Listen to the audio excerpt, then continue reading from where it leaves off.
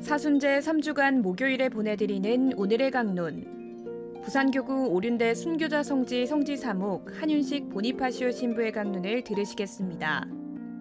오늘 복음은 루카복음 11장 14절에서 23절의 말씀입니다.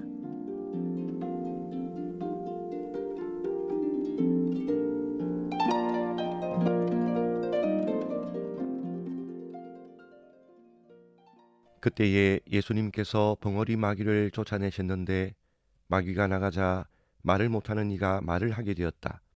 그러자 군중이 놀라워하였다. 그러나 그들 가운데 몇 사람은 저자는 마귀 우두머리 베엘제불의 힘을 빌려 마귀들을 쫓아낸다 하고 말하였다. 다른 사람들은 예수님을 시험하느라고 하늘에서 내려오는 표징을 그분께 요구하기도 하였다. 예수님께서는 그들의 생각을 아시고 이렇게 말씀하셨다. 어느 나라든지 서로 갈랐으면 망하고 집들도 무너진다. 사탄도 서로 갈랐으면 그의 나라가 어떻게 버티어내겠느냐. 그런데도 너희는 내가 베엘제불의 힘을 빌려 마귀들을 쫓아낸다고 말한다. 내가 만일 베엘제불의 힘을 빌려 마귀들을 쫓아낸다면 너희의 아들들은 누구의 힘을 빌려 마귀들을 쫓아낸다는 말이냐. 그러니 바로 그들이 너희의 재판관이 될 것이다. 그러나 내가 하느님의 손가락으로 마귀들을 쫓아내는 것이면 하느님의 나라가 이미 너희에게 와 있는 것이다. 힘센 자가 완전히 무장하고 자기 저택을 지키면 그의 재산은 안전하다. 그러나 더 힘센 자가 덤벼들어 그를 이기면 그 자는 그가 의지하던 무장을 빼앗고 저희끼리 전리품을 나눈다. 내 편에 서지 않는 자는 나를 반대하는 자고 나와 함께 모아들이지 않는 자는 흩어버리는 자다. 오늘 제1독서에서 하느님은 예레미야 예언자를 통하여 이스라엘 백성을 꾸중하십니다.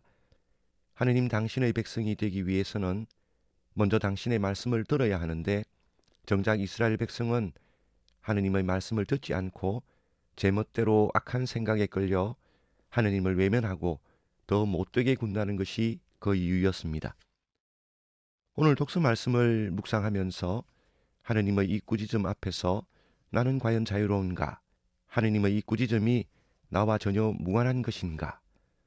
오늘 예레미야 예언자의 말씀이 나를 향한 하느님의 말씀은 아닌가 하는 생각을 해봅니다. 사실 하느님은 이스라엘 백성에게 하신 것과 같은 방식으로 우리에게 예언자들을 보내서 당신의 말씀을 전해주시지는 않습니다.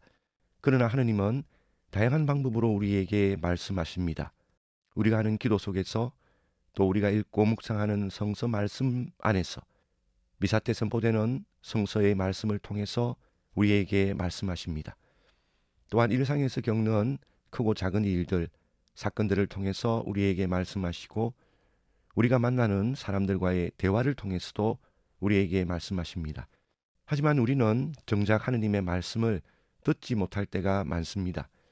아니, 좀 더 정확하게 말한다면 하느님의 말씀을 들으려 하지 않아 하느님의 말씀을 듣지 못한 상태로 남는 경우가 많습니다.